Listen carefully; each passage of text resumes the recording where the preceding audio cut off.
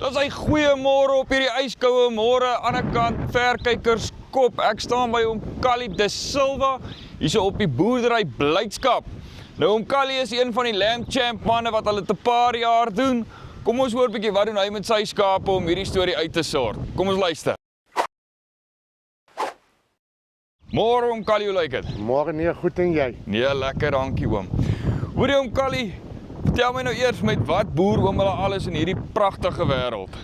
Ek boer met 4 rasse dorpers, wit dorpers, vleismerinos en dormers, waarvan my vleismerinos my grootste vertakking is. Ja. En ons is op so semi-intensiewe stelsel, slaglamstelsel, voer ons eie lammers.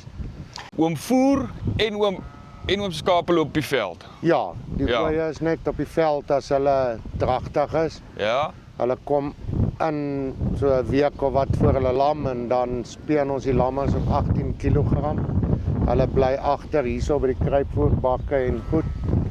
En dan gaan die oeye weer veld toe word dragtig gemaak, aparte rasse by hulle eie tipe ramme.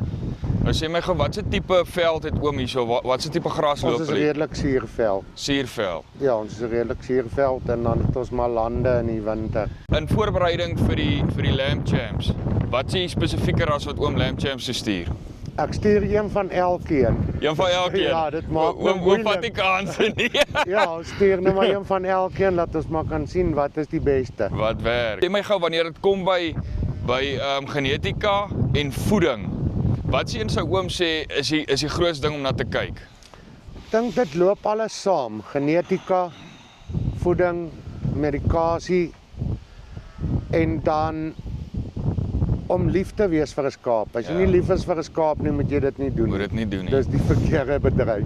En 'n jong ou wat nou wil begin met die skaapboerdery. Wat sou oom sê, wat is die regte vraag wat hy moet vra voor hy begin? Hy moet besluit as hy lief vir 'n skaap. Dis die groot ding. Ja. En dan dink ek moet hy besluit op 'n ras wat in sy gebied aard. En dan moet hy maar begin. En ek dink die 2 hoofvertakkings wat hy kry is wol of vleis. Ja. So dit waarvan jy hou moet jy doen. Okay. Callie, nou praat van vleis. Blydskap lamvleis. Dis oom hulle se produk. Ja, dis reg. En ek sien julle het nou beesvleis en so ook, maar ons sal gefokus op die lamvleis. Hoe kom die ouens by oom hulle? Hoe kry jy ouens oom hulle in die hande?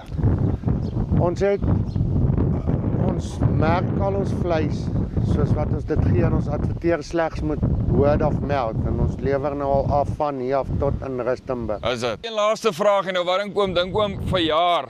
Dink oom verjaar is bietjie oom se beurt. Ja, sal maar sien, dis moeilik, die kompetisie is groot, dis baie skape of baie lammers op die spit. En ja, ou moet maar aanhou tot jy jou beurt kry.